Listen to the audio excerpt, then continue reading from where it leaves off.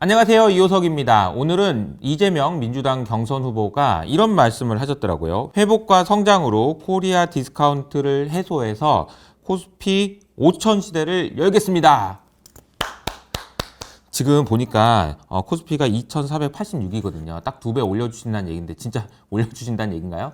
근데 과거에도 이런 이야기들이 있었어요. 코스피 4천 가자, 5천 가자, 이런 이야기가 많았지만 전혀 현실화되지 않았죠. 그런데 이번에 제가 이제 인상적으로 봤던 문구 하나가 있어서 그 부분을 소개해드리려고 합니다. 대한민국 주식시장의 활성화가 우리나라 국민들의 건전한 자산 증식을 위한 가장 쉽고 빠른 길이다라고 이야기했는데 저는 이 건전한이라는 표현이 정말 마음에 들더라고요. 우리나라에 정말 많은 부자들이 있죠. 그런데 그런 많은 부자분들이 부동산을 위해서 이제 부를 축적했는데 그것이 우리나라 경제에 건전하냐라고 보면 건전하진 않다는 겁니다. 주식시장이 활성화돼서 적정한 가치를 인정받고 그 과정에서 부자가 되는 것은 저는 이것이야말로 자산 증식을 위한 가장 쉽고 빠른 길이다라는 부분에는 저는 100% 동의를 하고요. 그리고 이제 방식에 대한 이야기에서 이제 상법 개정과 관련된 이야기를 했습니다. 그런데 상법 개정과 관련돼서는 많은 분들이 오해하시는 분도 있고 제대로 이해 못 하시는 부분들도 있어요. 그래서 과거에 제가 한 2달 전부터 계속 상법 개정과 관련된 이야기를 해왔거든요. 그래서 상법 개정에서 핵심 포인트가 무엇인지 그리고 그것과 관련돼서 이제는 지금 밸류 업이 문제가 아니고요. 밸류 다운을 막는 것이 중요합니다. 그래서 밸류 다운을 하고 있는 대표적인 회사 2개를 소개해 드릴 테니까 이 영상을 통해서 우리나라가 정말 코스피 5천 갈 수 있을 거라고 생각하시는지 한번 댓글로 의견을 남겨주시면 감사하겠습니다. 안녕하세요. 그냥요입니다. 최근에 상법이 개정됐는데 관련해서 여러 가지 이슈들이 좀 있더라고요. 그래서 오늘은 그 내용을 정확하게 전달해 드리도록 하겠습니다. 상법 개정의 핵심은 이사의 주주 충실 의무 이렇게 되어 있습니다. 근데 말이 좀 어렵긴 한데 중요한 표현들이 이사가 주주에게도 충실해라 이런 이야기라고 보시면 되겠는데요. 이 상법이 개정된 것을 두고 여러 가지 논란들이 있어요. 이게 반대하시는 분들의 의견들이 어떤 의견들이 있는지를 설명을 드리면 일단은 경영 판단을 이거 제대로 할 수는 있겠냐? 이런 이야기입니다. 자, 생각을 해보시면 이사가 주주한테 이렇게 충실하게 되면 예를 들어서 중요한 M&A를 지금 해야 되거든? 이 회사 지금 좋은데 이거 사야 되거든? 근데 이제 주주가 반대하는 거지. 그런 회사를 왜 사? 반대! 이러면서 이제 소송 걸리면은 못하니까 이사가 도장을 찍으려다가 못 찍겠다. 찍지 말아야지. 그러면은 회사가 아주 중요한 경영 판단을 할 수가 없다라는 거예요. 또 한 가지는 이런 겁니다. 이런 식으로 자꾸 하면은 누구는 배당을 엄청 요구할 텐데 배당을 하는 게 중요한 게 아니고 우리는 지금 빨리 투자를 해야 되는데 아니야, 투자하는 게 아니고 우리 회사에다가 나중에 어떻게 될지 모르니까 유보해야 돼 등등 이미 나와 있는 이 순이익을 어떻게 활용할 것인가를 놓고도 판단할 때마다 이거 도장 찍으면 이거 배당 많이 달라는 애들이 나 소송 걸면 어떡하지? 투자하라는 애가 나한테 소송 걸면 어떡하지? 이런 생각 때문에 이사가 판단을 못한다라는 거죠. 그리고 세 번째도 있습니다. 예를 들어서 월급을 너무 많이 준다고 또 뭐라고 하는 거 아니야? 이런 얘기도 있을 수 있죠. 주주 입장에서 사장이 그렇게 월급을 많이 받아가면 됩니까? 이렇게 얘기하면 근데 경영진 입장에서는 내가 좀 돈도 받고 그래 열심히 일해가지고 니도 좋지 라고 생각할 수 있는데 이런 그 이해관계가 좀 첨예하게 맞물려 있고 그래서 소송 걸리고 난리 나면 그 이사가 제대로 하겠니? 그러면 경영권은 어떻게 되고 이런 얘기들이 있다는 거죠. 자, 이런 논란들이 있긴 한데요. 제가 김규식 대표님께 이제 설명을 듣고 저도 이게 좀 이거 들어보니까 그런 것 같기도 하거든요. 이거 너무 배당을 많이 달라고 그러면 어떻게 되지? 이런 생각도 하게 되더라고요. 근데 여러분 이 개념을 알고 계셔야 됩니다.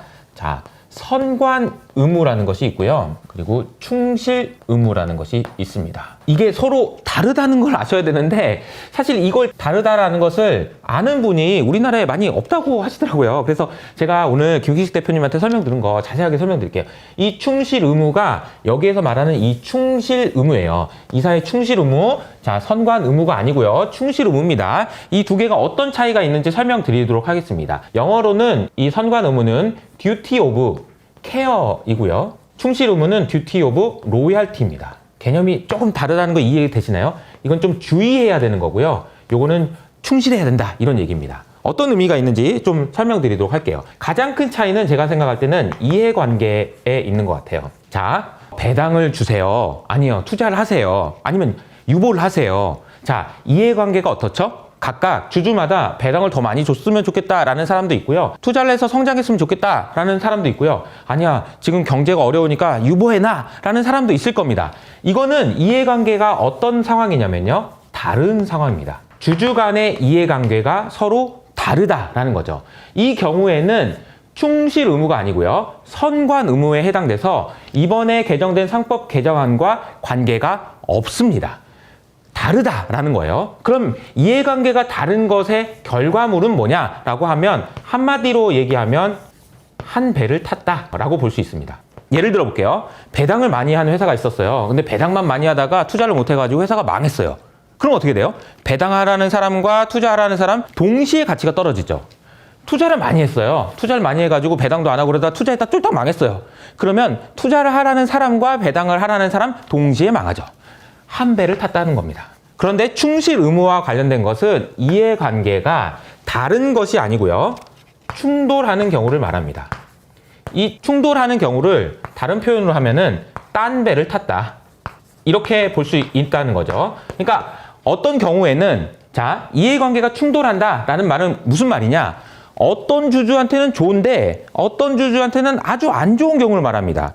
다시 말하면 일반 주주들을 뒤통수를 팍 쳐가지고 지배주주라고 하는 소수의 몇 명만 하하하하 하게 되는 경우, 이것이 이해관계의 충돌이라고 이야기하고요. 여기에만 충실 의무가 포함됩니다. 그래서 이사의 주주 충실 의무 때문에 이사가 만약에 이사님들 좀 고민이 되신다면 요거 있잖아요. 이거 있잖아요. 경영 판단 잘못해서 하면 어떻게, 소송 걸리면 어떻게, 이거는 괜찮다라는 거예요. 왜냐하면 왠지 좀 설명드릴게요. 선관 의무와 관련해서 만약에 주주가 소송을 걸었다라고 하시더라도 이사님 너무 걱정하지 마세요. 왜냐하면 입증 책임이라는 것이 있거든요. 입증 책임이라는 것이 중요한 개념인 것 같은데, 뭔가 잘못했어. 예를 들어서 저 이사님 저거 그때 M&A 할 때 진짜 그거 M&A 하지 말라고 그랬잖아. 왜 해가지고 그렇게 해? 라고 했는데 그것이 모두 돈같이 다 망했어. 이런 상황이면요. 입증 책임, 잘못했다는 걸 입증하는 책임이 주주에게 있습니다. 소송을 건 주주가 직접 그 이사가 고의적으로 중과실을 했다. 이건 너무, 야, 이거 고의성이 짙다. 이거 M&A, 이거 회사 망하게 하려고 일부러 저렇구만, 나쁜 놈! 이렇게 하면서 중대한 과실을 저질렀다라는 것을 누가 입증해야 되냐면요. 주주가 입증을 해야 된다라는 거예요. 그러니까 이게 주주가 이거를 입증하기가 상당히 어렵고 소송에서 이기는 것은 매우 어렵습니다. 그래서 이거 M&A 하면 어떡하지? 투자했다가 망하면 어떡하지? 그런 거에다가 도장 찍는 거는 괜찮다라는 거예요. 그런데 충실 의무는 좀 다릅니다. 무슨 얘기냐면 지배주주와 일반 소액주주의 이해관계가 충돌됐을 경우에는요. 그 입증 책임, 이것이 이게 뭐 괜찮은 겁니다 라고 얘기하는 것을 누가 입증해야 되냐면요. 나는 잘못 없어요 라고 이사님이 직접 입증해야 됩니다. 그러니까 이거는요. 여기는 걸리면 안 되는 거예요. 충실 의무에 걸리잖아요. 로얄티 없이 행동하잖아요. 그러면 이거는 빼도 박도 못합니다. 안 돼요. 이거는 절대 안 되는 겁니다. 근데 이런 일들이 어떤 경우가 있는지를 설명드리면 그것만 안 하면 되는 거야 라고 이해하실 수가 있을 겁니다. 크게 세 가지를 설명드리겠는데요. 첫 번째가 물적 분할이죠. 자, 과거에 LG화학이라는 회사가 있었습니다. 그리고 여기에 LG 엔솔이 있었죠. 이 LG 엔솔이라고 하는 배터리 사업 부분이 너무 마음에 들어서 사람들이 LG화학에 투자를 했어요. 근데 이 LG화학의 지배주주들이 LG 엔솔을 이렇게 해서 딴 배를 태운 거죠. 여기는 딴 배를 태운 겁니다. 그리고 나면 LG 엔솔이 이제 물적 분할을 해가지고 상장을 하다 보니까 여기에도 이사회가 있을 거 아니에요? 그러니까 LG 엔솔은 여기 안에서도 또 장사를 하게 되는 겁니다. 그러면 LG화학의 주주들은 잠깐만, 난 이거 좋아가지고 산 건데 얘네들을 쏙 빼가지고 지배주주들은 계속 지배를 하고 나는 아무것도 없는 그런 황당한 상황이 되는 거죠. 지배주주와 기존 소액주주 간의 이해관계가 충돌되는 경우가 되겠습니다. 그럼 이렇게 물적 분할을 하는 것을 이사님이 도장을 찍을 때 생각을 하셔야 되는 거죠. 이게 이해관계의 충돌인가? 그러면 충실 의무를 지켜야 되는데 만약에 이게 정당한 거래라는 걸 나보고 증명하라고 할 텐데 그거 쉽지 않은데 라는 상황이 된다라는 거죠. 충돌 인지가 중요하다라는 겁니다. 두 번째로 합병의 경우에도 마찬가지예요. 최근에 뭐 두산 바켓과 합병 이런 경우에도 보면 예를 들어서 A라는 회사와 B라는 회사가 합병해서 C라는 회사가 된다라고 합시다. 그럼 이게 합병될 때 이 회사의 가치가 얼마나 되는지를 각각 평가하고 나서 합병을 하는데요. 자, 지배주주가 A 회사의 지분을 많이 들고 있는데요. 예를 들어서 아무리 봐도 이 회사의 가치가 한 100억 정도 되는 것 같고 이 회사의 가치는 200억 정도 되는 것 같아요. 근데 이거를 100억이 아니고 400억이라고 해버리는 거죠. 그러면 1대2로 합병해야 되는 걸 2대1로 합병하게 되면서 합병 법인인 C의 지배주주가 가지고 있는 지분율이 높아지게 되는 결과를 초래합니다. 그러니까 이 경우에도 똑같죠. 자, 이 소수의 주주들과 나머지 주주들 간의 이해관계가 충돌하게 되는 겁니다. 그래서 충실 의무에 해당된다라는 거죠. 그럼 뭐 세 번째 경우도 있습니다. 이 세 번째 경우에 예를 들어서 최근에 있었던 일이죠. 한양증권의 경우인데요. 당시 시가총액이 2천억 원 정도 됐었거든요. 자, 2천억 원 정도 됐었는데 지배주주가 들고 있었던 29%의 지분을 경영권 프리미엄이라는 이유로 2,500억에 매각하는 일이 발생합니다. 잠깐만, 이거 좀 이상하잖아요. 지금 회사 전체가 시가총액 2천억인데 29%를 2,500억에 이게 어떻게 가능하지? 시가총액이 2천억이라니까요? 근데 2,500억을 29%만 주고 받았어요. 어떻게 이게 말이 되는 거야? 이게 바로 경영권 프리미엄인데 문제는 뭐냐면 29%를 팔았던 이 주주와 나머지 70%를 들고 있었던 소액 주주 간에 또 이해 충돌이 생긴다는 겁니다. 이 이해 충돌이 생기는 명확한 이 세 가지 케이스를 보시면 충실 의무가 적용되는 것이 어떤 케이스구나라는 것을 이해하실 수가 있을 겁니다. 그래서 이번에 개정된 상법 개정 같은 경우에는 이 충실 의무에 포커스가 맞춰져 있지 이런 거 못하게 하려고 하는 게 아니다라는 부분을 제가 오늘 설명을 드렸다고 보시면 되겠습니다. 개인적으로 상법 개정이 아마도 쉽지 않은 과정을 거쳐서 결국 통과될 텐데 이 상법 개정이 통과돼서 정말 여기서 말하는 소액 주주들의 권위가 올라가는 일이 발생한다면 저는 우리나라 주식시장도 정말 투자할 만한 가치가 있는 그런 좋은 투자처가 될 수 있을 거라고 생각합니다. 그래서 상법 개정과 관련돼서 여러 가지 논란들이 있지만 제가 오늘 설명드린 선관 의무와 충실 의무에 대해서 정확하게 이해하시고 오해하지 마시고 이 법안이 결국 통과될 수 있기를 응원하는 마음에서 오늘은 그냥요를 찍어봤습니다. 자, 오늘은 어떤 주제를 가지고 이야기해 보려고 하냐면요. 밸류업에 대한 이야기가 아니고 밸류 다운에 대한 이야기를 해보도록 하겠습니다.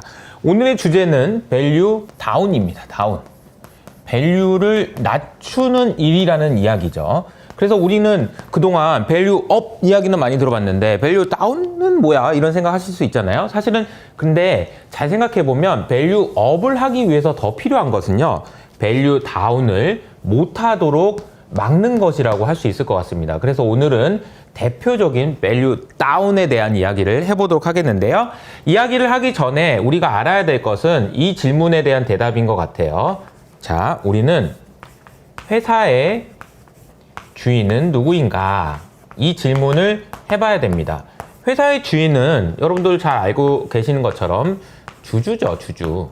자, 주주가 회사의 주인이어야 되는데 우리나라 같은 경우에는 주주가 회사가 주인이 아닌 경우가 많아서 문제인 거죠. 그래서 이해관계자를 관계를 그림으로 그려보면 여기에 주주가 있고요. 이 주주가 경영진 혹은 이제 밑에 직원들이 일을 잘 하는지 못하는지를 잘 봐야 되겠죠. 예를 들어서 경영진과 직원이 일을 잘 하는지를 주주가 이제 감시를 좀 해야 될 겁니다. 이게 좀 이해가 안 되시면 여러분들이 이렇게 생각해 보셔야 돼요. 여러분들이 직장에 다니는 회사원이 아니고 회사를 만든 대표이자 주인이라고 생각해 봅시다. 100% 지분을 가지고 있는 회사예요. 혹은 좀 더 기분 좋게 하려면 그냥 삼성전자 최대 주주라고 해봅시다. 현대차 최대 주주라고 생각해 보세요. 그럼 이제 누워서 한번 생각을 해보세요. 이거 직원들이 일을 열심히 하고 있는 거 맞나? 이거 걱정인데 이거 좀 농땡이 피는 거 아니야 이거? 일 안 하고 지금 어디 가서 지금 놀고 있는 거 아니야? 이런 생각을 하셔야 돼요. 그래야 이 밸류 다운에 대한 이해를 하실 수 있기 때문입니다. 나는 주주 아닌데? 아니. 여러분 이미 지금 주식을 보유하고 있다면 주주입니다. 그래서 주주의 입장에서 경영진이든 직원들을 한번 생각해 보면 무엇을 해야 되냐면요. 이 사람들이 이게 첫 번째는 이거 잘하고 있는 거 맞아? 이거 사업을 잘하고 있는 거 맞나? 이거 지금 어디서 이거 뭐 이상한 거 하고 있는 거 아니야? 잘하고 있는 거 맞겠지? 이거 두 번째로는 사실은 두 번째가 더 중요한데요. 이거 뭐냐면은 이게 사업을 잘하는 건 좋은데 이거 빼돌리는 거 아니야? 이거 빼돌리는 거 아니야? 이거 얘네들이 내 몰래 뭔가 알게 모르게 이거 빼돌리는 거 아니야? 이 질문을 해봐야 된다라는 거죠. 여러분 잘 알고 계시는 것처럼 회사는 손익계산서를 통해서 매출이 나오고요. 그리고 비용을 빼면 이익이 나오죠. 그래서 이익 중의 일부를 주주가 가져가는 형태입니다. 근데 주주가 가져가지 못하게 하는 경영진이나 직원이, 의도적으로는 아니겠지만 경영진이나 직원이 주주한테 매출이 낮더라도 이익이 나지 않게 만드는 방법이 있습니다. 어떻게 해요? 비용을 막 쓰는 거죠. 사장님 이번에 좀 좋은 데서 맛있는 거 사 먹을까요? 이 정도면 괜찮은데 막 엄청나게 호화롭게 한다든지, 아니면 의도적으로 비용을 엄청나게 높게 한다든지, 이런 것을 통해서 대표적인 사례가 이제 사장님의 월급이 되겠죠. 월급을 막 몇십억씩 올려버리는 겁니다. 장사도 못 해놓고 막 월급을 엄청 올리는 거예요. 그럼 주주 입장에서 진짜 좀 짜증나죠. 일이라도 제대로 하고 월급을 받으면 모르겠지만 그것도 아닌데 비용을 막 올려 막 이러면서 빼갈 수 있는 방법이 있고요. 또 하나는 이익이 났는데 이 핑계 저 핑계 대면서 주주한테 안 주는 방법이 있습니다. 이 두 가지 방법을 통해서 경영진은 주주의 뒤통수를 칠 수가 있는데, 이 뒤통수를 그냥 아주 제대로 치는 회사가 있거든요. 이 진짜 완전 뒤통수 이렇게 쳐버리는 그런 회사가 있어서 오늘은 그 내용을 소개해 드리려고 합니다. 이 회사의 이름은 KTNG라는 회사입니다. 자, 얼마 전에 저희 채널에도 출연해 주셨던 김규식 대표님의 할 말하는 주주라는 이 책에서 소개한 내용을 기반으로 해가지고 제가 오늘 아주 재미있게 이야기를 해보도록 하겠습니다.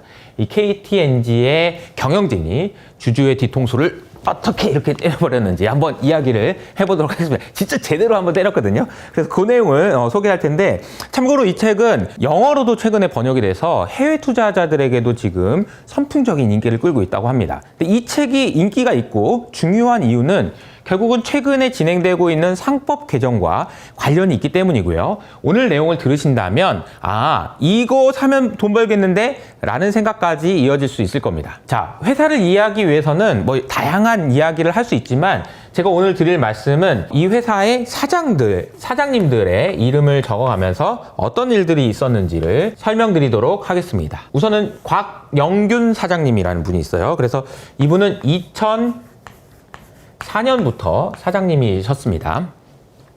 근데 이분이 있었던 당시에 이제 어떤 일이 있었냐면요.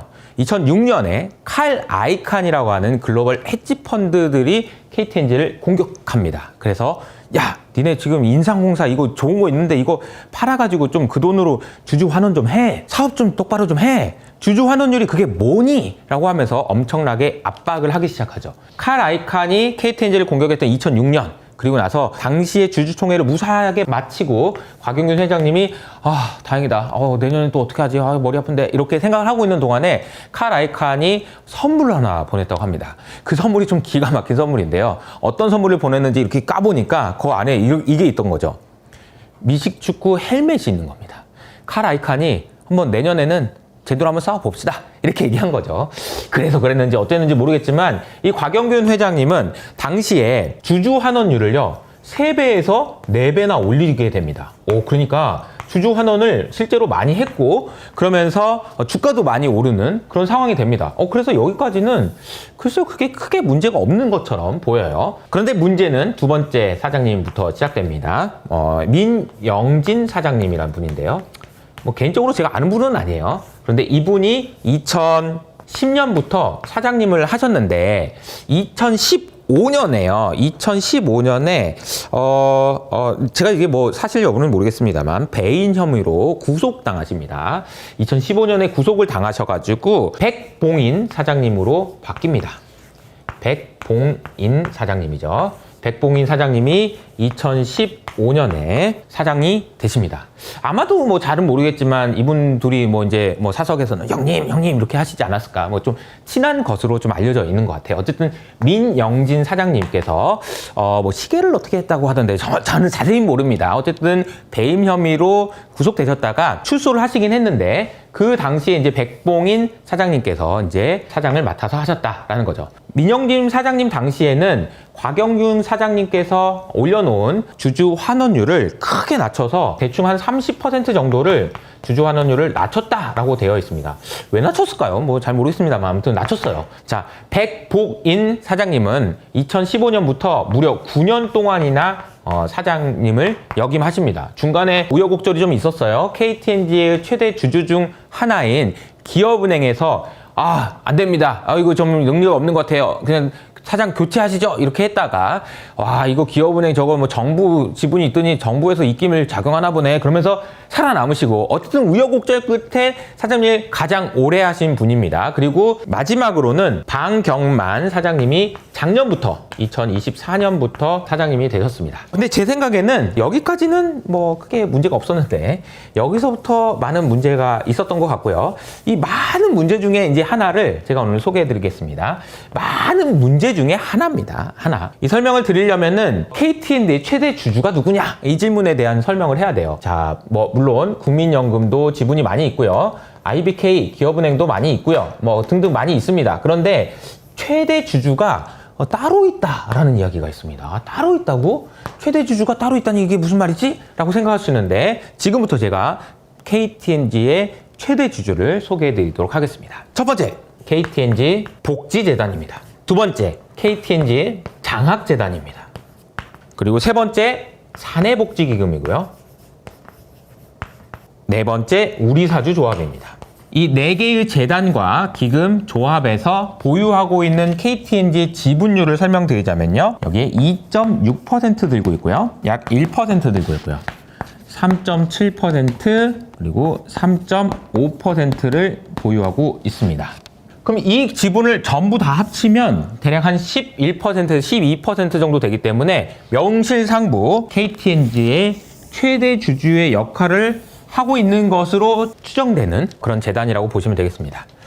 자, 그러면 이제 궁금한 게 있죠. 어떻게 복지재단이 어떻게 이렇게 지분을 많이 가지고 있었을까? 어디서 돈이 나서 이렇게 지분을, 복지기금도 마찬가지고요. 이렇게 지분을 많이 가지고 있었을까? 이 질문을 한번 해봐야 되는데요. 그 질문을 하기 전에 이 사내복지기금의 규모에 대한 설명을 좀 드려보도록 하겠는데요. 사내복지기금의 규모가 대략 4천억 정도 된다고 하거든요. 근데 이게 다 KTNG 주식으로 되어 있는데 이 4천억 정도 되면은 이게 얼마나 큰 거냐 하면은 KTNG보다 규모가 훨씬 큰 현대차 그룹에서의 사내복지기금이 175억이라고 하거든요. 그러니까 이게 되게 크다라는 생각을 일단 하게 되는 거죠. 그리고 우리 사주 조합 같은 경우에는 우리 사주니까 이제 뭐 물론 이제 뭐 회사의 경영과 관련돼서 뭐 딴지를 걸지는 않겠죠. 그런데 이제 절차에서 문제가 있다라는 생각이 드는 게 사내 메일을 좀 이제 주주총회 있을 때마다 좀 보낸다. 라는 제보가 있습니다. 그래서 사내 메일을 받으면 그 내용에 대해서 부서별로 이게 찬반을 이렇게 가려내는 그런 것을 취합해가지고 이게 보고를 한다고 하는데 이렇게 되면은 좀 반대를 하고 싶어도 반대를 못하지 않을까라는 생각도 들고 그리고 또 직원들의 제보에 의하면 사내 메일은 주주총회가 있으면 다 지우는 걸로 이렇게 얘기가 됐다는 얘기도 있습니다. 어쨌든 사내복지기금 그리고 우리사주조합이 뭔가 석연치 않은 이게 규모가 왜 이렇게 커? 라는 생각이 드는 이런 내용들이 있는데요. 중요한 건 이런 거예요. 아까 말씀드린 대로 어떻게 이 지분을 이렇게 많이 가지고 있지? 라는 생각인 거죠. 이 규모만 하면 상당히 크거든요. 어떻게 했지? 라는 생각이 드는데 그 전에 제가 놀라운 사실 하나 알려드리겠습니다. KTNG 복지재단의 이사장은요.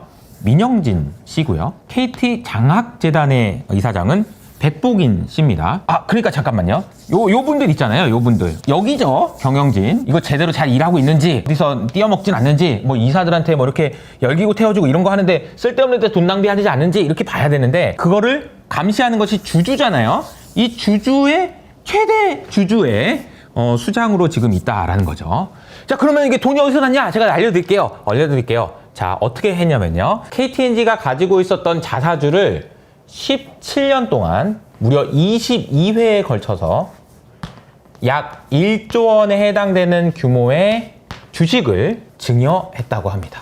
자, 이 말은 기가 막힌 말인데요. 물론 저기 복지재단에 장학재단에 이거 좋은 일 하는데 쓰는데 이거 좀 규모할 수도 있죠 라고 생각할 수도 있습니다만 1조 원이나 되는 돈을 이분들이 이사장으로 있는 이 재단에다가 증여했다고? 공짜로? 그것도 무슨 이유에서인지 모르지만 17년 동안 22회에 걸쳐서 증여했다고? 이거 좀 냄새가 나지 않나요? 이거 뭔가 이상하잖아요. 그래서 그 결과가 이렇게 4개의 기관이 가지고 있는 지분이 최대 주주가 될 정도로 이거를 돈도 안 들이고 그래 놓고 이 사람들이 이건 좀 뭔가 아니지 않나 라는 생각이 듭니다. 최근에 우리 정치권에서 이사의 주주에 대한 충실 의무라는 법안이 통과될지 여부가 초미의 관심사입니다. 그런데 이 부분이 이런 내용들이 어떻게 이런 일들이 있을 수 있었나? 왜냐하면 주주가 직접 경영진을 감시할 수 없기 때문에 두는 이사가 제대로 된 역할을 못했기 때문이죠. 그래서 이 이사가 경영진이 제대로 하고 있는지, 경영은 잘 하고 있는지, 사업은 잘 하고 있는지, 어디서 돈을 빼돌리고 있진 않는지 이런 식으로 이게 진짜 기가 막힌 정말 창의적인 방법 아닙니까? 이렇게 창의적으로 이게 돈을 빼돌릴 수 있다고? 라는 생각이 들 정도인데 어쨌든 이렇게 빼돌리지 않는지를 관리하고 감독하는 이사의 역할을 제대로 못하면 혼쭐이 날 겁니다 라고 하는 그런 법안이 통과 직전인데요. 이 법안이 통과되게 된다면 이런 일은 발생하지 않을 것이고요. 아마도 KTNG 주주에게는 정말 큰 희소식이 되지 않을까라는 생각이 듭니다. 자, 앞서 말씀드린 대로 이 할마라는 주주의 저자이신 김규식 대표님이 최근에 저희 채널에 오셔가지고 강의를 해주셨어요. 그 강의 내용을 요약하면 이런 내용입니다. 이게 잘하고 있는 여부는 내가 못하려고 한 게 아니고 열심히 했는데 잘못했어 라고 할 수도 있잖아요. 근데 이 빼돌리는 거는요, 이 빼돌리는 거는 의지를 가지고 눈 감아주고 그래요, 아직 해 먹으세요, 이런 것 좀 해 먹으시고, 그래서 그럼 우리 나 지금 터키 가서 열기구 태워준다고? 라고 하지 않으면 안 되는 그런 의지를 가지고 해야 되는 일이기 때문에 이거를 막겠다라는 법안이라는 것이 핵심 취지였습니다. 그리고 만약 법안이 통과된다면 더 이상 사회 이사들은 이런 일들을 눈 감아줄 수 없을 겁니다. 그리고 그때서야 비로소 우리나라에 있는 밸류업을 하기 전에 이 엄청난 밸류 다운을 막을 수 있는 일이 시작될 거라고 생각합니다. 그래서 저는 이 법안이 반드시 통과되어야 된다라고 생각하는데 아직까지 통과 여부가 확실하진 않은 것 같습니다. 그래서 저도 관련 내용들을 계속해서 근양요에서 다뤄드리겠다라는 약속을 하면서 오늘은 여기서 마무리하도록 하겠습니다. 안녕하세요, 근양요입니다. 최근에 제가 상법 개정에 대한 소개를 해드렸고, 상법 개정과 관련된 그러니까 이제 밸류 다운을 하고 있는 회사의 대표격으로 KTNG를 소개해드렸는데 오늘 또 재밌는 기업을 하나 가져왔습니다. 바로 코웨이에 대한 이야기인데요. 여러분, 코웨이 하면은 뭐가 생각나시죠? 정수기 생각나시죠? 그리고 비데? 그리고 또 뭐가 있을까요? 요즘에는 매트리스도 코웨이를 이용해서 많이들 사용하고 계신 걸로 알고 있습니다. 자, 이런 사업들은 모두 일종의 구독 서비스라고 얘기할 수 있는데요. 이제 구독 서비스라고 할 수 있는 이 산업을 제일 잘하는 회사 중에 하나가 코웨이입니다. 그래서 구독 서비스를 하게 되면은 우리가 가장 좋아지는 게 뭐냐면은 현금 흐름이 정말 좋아지거든요. 그래서 쉽게 말하면은 돈을 정말 잘 버는 아주 좋은 회사라고 볼 수 있겠습니다. 그런데 왜 제가 코웨이를 이야기했는지 지금부터 설명을 드려보도록 하겠는데요. 코웨이에 대한 이야기를 하려면 코웨이의 역사를 알아야 됩니다. 코웨이는 주인이 자주 바뀐 회사거든요. 그래서 주인이 어떻게 바뀌었는지를 지금부터 설명해 드리도록 할게요. 자, 2012년 전에는요, 웅진이 대주주였어요. 그래서 우리 이 로고 기억나실 거예요. 웅진 코웨이 이런 로고 기억나시죠? 웅진이 대주주였습니다. 근데 2012년에 대주주가 MBK로 바뀝니다. 그리고 2018년에요. 다시 웅진이 사고 싶었던 거죠. 왜냐하면 이 코웨이라는 회사가 진짜 현금 흐름이 너무 좋거든요. 이게 진짜 좋은 회사예요. 그래서 이 좋은 회사를 다시 가져오려고 해서 웅진은 못 사니까 웅진 싱크빅이라는 회사를 통해서 다시 사옵니다. 그런데 2018년이 지나서 바로 얼마 되지 않아서 경영난에 빠진 웅진이 다시 코웨이를 매각하게 되고요. 그래서 2019년, 20년부터는 주인이 오늘의 주인공인 넷마블로 바뀌게 됩니다. 자, 우선 우리가 알아야 되는 것은 이거예요. 코웨이라는 아주 돈 잘 버는 현금 흐름 아주 좋은 알짜 기업이 있는데 이 회사가 사업도 정말 잘해요. 그런데 주인이 계속 바뀌었다라는 것을 일단 먼저 아시고, 주인이 바뀌는 동안 이 회사에 대한 시장의 평가가 어떻게 바뀌었는지를 한번 설명해 보도록 하겠습니다. 시가총액은 그러니까 우리가 시장의 평가라고 할 수 있는 PER이라고 해볼까요? PER이 어떻게 바뀌었는지를 보면 2012년, 18년 이렇게 넘어가는 동안에 코웨이의 PER은요 몇 배 정도 됐었냐면요 18배에서 많게는 30배까지 받은 적이 있었습니다. 그러니까 굉장히 높은 밸류에이션을 받은 회사였다라는 거죠. 그런데 2019년 이후로 밸류에이션이 뚝 떨어집니다. PER이 그래서 7배에서 10배 수준까지, 그러니까 넷마블에 인수되기 전에는 18배에서 30배 정도까지 인정을 받았던 아주 좋은 회사였던 코웨이의 밸류에이션이 7배에서 10배까지 낮아졌다라는 거예요. 그래서 오늘 주가가 좀 올라서 한 10배 가까이 올라온 것 같긴 합니다. 근데 왜 이렇게 된 걸까요? 그 이유를 설명하기 위해서 제일 좋은 수치는 ROE라는 개념입니다. 이 ROE라는 개념은 쉽게 설명드리면 이런 거예요. 내가 넣은 돈에서 올해 얼마나 벌었는지 이 두 가지를 비교하면 ROE가 나오는데요. 예를 들어서 여러분이 어떤 회사를 인수했다라고 해봅시다. 그러면 그 회사에다가 10억 원을 넣었어요. 근데 이 회사가 돈을 잘 버는 거죠. 그래가지고 매년 3억씩 벌어오는 거예요. 얼마나 좋아요. 너무 좋죠. 그래서 그런 경우 내가 10억을 넣었는데 3억의 이익이 나는 경우 ROE가 몇 퍼센트냐면 30%입니다. 실제로 코웨이의 ROE는 이 기간에서 30% 수준을 유지하고 있었어요. 그런데 이상하게 넷마블에 인수된 이후로 ROE가 뚝 떨어져서 20%대까지 떨어지게 됩니다. 자, 그림에서 보시는 것처럼 ROE가 떨어질 수 있는 방법은 크게 두 가지가 있어요. 첫 번째로 장사를 못해서 번 돈이 줄어들거나 아니면은 넣어돈 쌓아둔 돈이 계속 증가하게 되면 ROE가 떨어지게 된다라는 거죠. 제가 예시를 들었던 것처럼 10억을 넣었는데 3억이 나왔어요. 그럼 이 3억을 그대로 회사에다가 놔두는 거죠. 그럼 이제 13억이 되겠죠? 그리고 또 3억을 벌어서 16억이 되고 19억이 됐어요. 그럼 20억을 회사에 남겨놔도 3억만 번다. 그러면은 버는 돈이 옛날에는 10억 넣어서 3억 벌었는데 지금은 20억 넣어서 3억? 그럼 좀 이상하잖아요. 즉 넣은 돈, 이익 잉여금이 증가하게 되면 ROE가 떨어지게 되는 현상이 나타나게 됩니다. 그래서 코웨이의 이익 잉여금을 따라가 보니까요. 이 기간에서는 한 1조 원 수준에서 유지가 됐습니다. 1조 원 수준에서 넣었다가 들어갔다가 돈이 더 들어오면 또 주주에게 배당도 해주고 이런 식으로 하다 보니까 1조 원 정도가 이익 잉여금으로 남아 있었는데 이 1조 원이라는 이익 잉여금이 최근에 찾아보니까 3조 원까지 급증하게 됩니다. 잘한 거죠. 돈을 잘 벌어가지고 회사에 지금 돈이 3조 원이나 있어요. 이거는 잘한 거긴 한데 왜 이렇게까지 돈을 쌓아놓는 거지? ROE 떨어지게? 라는 의심도 들게 된다는 거죠. 그 이유는 간단합니다. 바로 주주 환원의 답이 있는데요. 주주에게 번 돈에 얼마를 환원해 가느냐라는 이야기입니다. 여러분이 이제 10억을 들여가지고 어떤 회사를 만들었는데 그 해에 3억 원을 돈을 벌었어요. 기분이 좋죠. 근데 이거 내 회사거든? 이 3억을 어떻게 할까? 그냥 내가 좀 가져올까? 아니면 그냥 거기 놔둘까? 이런 고민을 하게 되는데 그 주주 환원율이라는 이 개념이 과거에는 90%에 육박했었는데 넷마블이 인수한 이후로 뚝 떨어져가지고 20%까지 떨어지게 됩니다. 자, 이러면 답이 나왔어요. 제가 서두에 말씀드린 것처럼 이 PER, 시장의 평가가 18배에서 30배였는데 이렇게 3분의 1 토막이 났다. 이유가 뭐냐? 돈을 못 벌어서냐? 아니다. 돈을 계속 쌓아놓기만 해가지고 ROE가 떨어지고 그리고 주주 환원도 안 하니까 밸류에이션이 크게 낮아졌다라는 거죠. 그럼 이게 도대체 왜 이런 일이 일어나는 건지에 대한 설명을, 왜 주주 환원을 이렇게까지 짜게 하는 건지에 대한 설명을 해보도록 하겠습니다. 자, 이 설명을 드리기 위해서는 여러분은 지금부터 코웨이의 대주주인 넷마블의 대주주인 방준혁 씨라고 여러분이 생각하시고 이야기를 들어보시면 됩니다. 여러분 지금 이제부터는 방준혁 씨예요. 여러분 방준혁 씨는 넷마블을 소유하고 있습니다. 넷마블이 내 거예요. 24%를 보유하고 있습니다. 24%면 100%는 아니지만 사실상의 지배주주라고 할 수 있겠죠. 그리고 넷마블이 다시 코웨이를 지배하고 있습니다.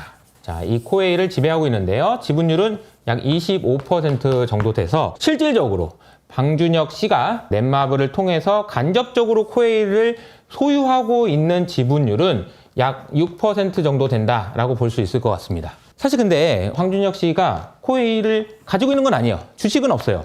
하지만 넷마블을 지배하고 있고 넷마블이 코웨이를 지배하고 있으니까 방준혁 씨 입장에서는 코웨이 내 거. 이렇게 생각을 할 수 있다는 거죠. 여러분이 한번 방준혁 씨 입장에 생각해 보세요. 근데 넷마블 내 거야. 야, 그리고 코웨이가 넷마블 거야. 그러면은 코웨이도 내 거지. 근데 자세히 따져보면은 내가 6%또 직접 가지고 있는 것도 아니고 간접적으로 가지고 있지만 그래도 내 거야 이런 생각을 할 수 있다는 거죠. 그런데 여기서 아주 중요한 지난 시간에 제가 상법 개정에 대한 이야기를 하면서 말씀드렸던 그 문제가 생깁니다. 바로 방준혁 씨와 그리고 코웨이의 소액 주주 간의 이해상충의 문제가 생긴다는 거죠. 방준혁 씨와 소액 주주 간에 이해상충이 생긴다는 겁니다. 왜 이해상충이 생기는지 지금부터 설명드려볼게요. 자, 방준혁 씨예요. 여러분 방준혁 씨입니다. 지금. 근데 넷마블도 가지고 있고 넷마블 통해서 코웨이 들고 있어요. 근데 코웨이에서 배당을 주려고 보니까 돈은 많거든요. 돈은 많아요. 그래서 배당을 주려다 보니까 알았어. 그럼 배당을 주면 어떻게 되지?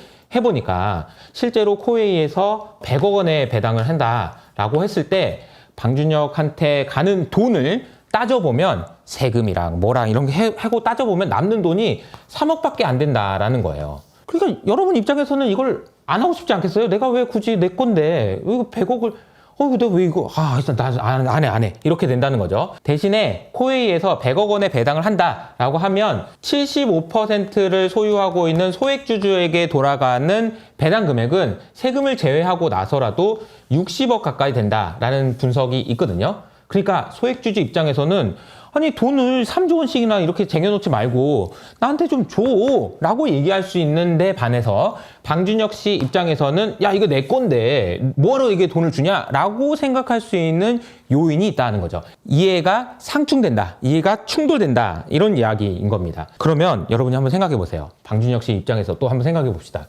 아무리 생각해도 이것도 내 거고 이것도 내 거란 말이죠. 근데 배당을 주자니 이거는 남 좋은 일만 시킨 거고 내가 나한테 좋은 거 하나도 없어. 뭐 코웨이 주가가 올라도 나는 코웨이 없는데? 이렇게 되는 거죠. 그러면 이제 무슨 생각을 할 수 있냐면은 이제 기가 막힌 생각을 하게 되는데요. 제가 방준혁 씨의 월급을 좀 찾아보니까 2018년에는요. 넷마블에서 월급을 받아서 14억 정도를 연봉으로 받으셨더라고요. 그리고 이 14억 연봉은 지금까지 거의 유사한 수준으로 유지되고 있습니다. 그런데 넷마블이 코웨이를 인수한 2019년, 20년 이때쯤부터 시작해가지고 이분이 생각이 좀 이런 생각이 났어요. 잠깐만. 넷마블도 내 거지만 코웨이도 내 건데 그럼 내가 코웨이 이사장을 하면 코웨이에서도 월급 받을 수 있는 거 아닌가? 라는 생각을 하셔도 2020년부터는 이때부터 월급을 받기 시작하시는데 11억에서 가장 최근에는 15억까지 월급을 받으셨더라고요. 연봉이 이제 15억인데 이제 중요한 건 뭐냐면은 이 코웨이의 대표이사의 연봉보다도 한 8억 원 정도를 더 받으신다고. 물론 뭐 이사회 의장이니까 뭐 받을 수 있다라고 할 수도 있지만 과연 이분이 이 코웨이의 이사장이라고 해서 코웨이에서 월급을 이렇게 많이 받는 것이 맞는지에 대한 고민은 든다라는 거죠. 그리고 이제 잘 생각해 보시면 여러분이 입장에서 생각해 봐도 이렇게 하는 게 맞는 것 같다는 생각이 들지 않으세요? 아니 배당을 줘봐야 나한테는 이만큼밖에 안 떨어지는데 요게 낫지 않아요? 요게 낫지 않아요? 이런 생각을 할 수 있다는 거죠. 이것도 내 돈인 것 같고 이것도 내 돈인 것 같고 이런 생각이 드니까 이런 행동을 하신 게 아닌가라는 생각이죠. 그런데 여러분이 보시면 알겠지만 이러한 내용은요. 명백하게 이 두 주체 간의 이해상충이라는 겁니다. 이해상충이기 때문에 이렇게 연봉을 주는 것부터 포함해가지고 소액주주에게 유리하지 않은 이렇게 짠 배당 성향을 갖는 것 이런 거는 이사가 막아야 되는 그런 일이라고 보시면 되겠습니다. 왜냐하면 이건 주주를 위한 행동이 아니기 때문이죠. 상법 개정에 대한 이야기를 하면서 제가 말씀드렸던 거는 이해상충의 문제였어요. 이해상충의 문제를 해결하기 위해서 이사의 주주에 대한 충실 의무를 지정하는 것은 우리나라 주식시장이 계속해서 성장하는데 우리나라 주식에도 투자할 만한 자산이 되는 것 여기에 출발점이다 이렇게 말씀을 드렸는데요. 제가 이렇게 열변을 토했지만 야 고작 해봐야 뭐 월급 조금 받는 거 가지고 되게 뭐라 그러네 이렇게 생각할 수도 있을 것 같아요. 그런데 여기서부터 중요한 포인트 두 가지만 설명드리고 마무리를 하도록 하겠습니다. 첫 번째는 자, 이 내용들은 사실 온라인 파트너스라는 곳에서 코웨이에게 주주소송을 한 내용을 제가 요약해서 설명드린 거고요. 실제로 온라인 파트너스가 코웨이에게 이런 내용들을 보내니까 넷마블에서 바로 20%를 40%로 올립니다. 주주 환원을 40%로 그냥 올려버립니다. 이걸 보면서 어떤 생각을 하셔야 되냐면요. 야, 올려주니까 고맙다라는 생각을 하실 필요도 있지만 또 한편으로는 야, 그러면 그거 말 한마디에 40%까지 올려줄 수 있는 거를 야 3년을 20%를 했다고? 징하다 징해 이런 생각을 하셔야 된다는 거죠. 이렇게 말 한마디에 이렇게 올릴 수 있는 거면은 더 올려주는 것도 가능한 거 아니야? 아니 돈이 3조나 있는데 이 돈으로 뭐 하려고? 무슨 코웨이가 무슨 뭐 반도체 공장 짓냐? 3조짜리 무슨 공장 지어? 그것도 아닌데 왜 주주한테 안 주냐? 니한테 안 간다고 안 주는 거 아니냐? 라는 생각을 하셔야 된다는 거죠. 당연히 이거는 40%가 아니고 60%, 80%까지 올려도 아무 문제가 없습니다. 오히려 더 올려도 된다라고 저는 생각을 한다라는 거죠. 두 번째는 뭐냐면 이게 문제입니다. 이 3조 원이라는 돈이 있는데 아마도 제 생각에 이분은요. 이 돈이 내 돈이라고 생각하실 겁니다. 아 이건 내 돈이지.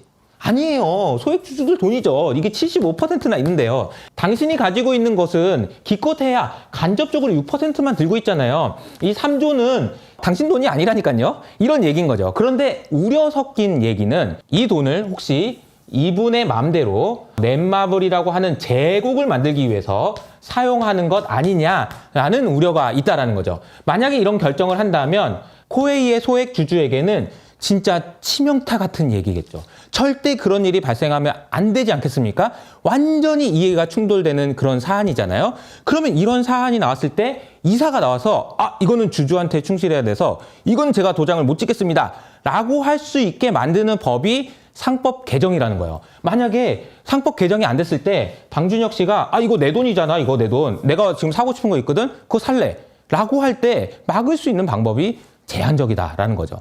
그래서 제가 오늘은요. 코웨이라는 회사를 통해서 상법 개정이 얼마나 중요한지에 대한 설명을 드렸는데요. 오늘 내용이 좋으셨다면 코웨이 주주분들 사이에서 많이 좀 얘기해 주시고요. 그리고 상법 개정이 돼야 되는 이유에 대해서도 여러분이 정확하게 알고 우리나라 주식시장이 계속해서 발전할 수 있도록 응원해 주시기를 바란다라는 말씀을 드리면서 오늘은 마무리하도록 하겠습니다. 지금까지 그냥이었습니다.